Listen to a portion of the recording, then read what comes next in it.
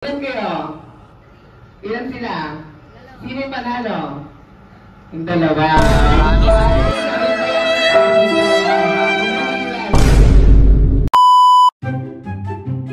Bakit natalo? Si Gizmo. Ito ang dahilan. Ayan, okay. This time makikinig kayo kay Kuya Silvia. Dalawa lang yung matitira.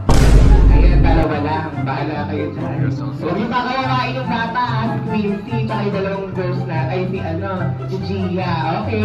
Ikot! Look yourself into 3!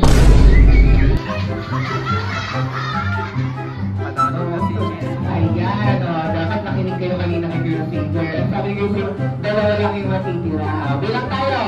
1, 2, 1, 2, 3. Ilan yung sinabi ni Girl Singer na mananalo? Dalawa. Ilan kayo? Ilan sila?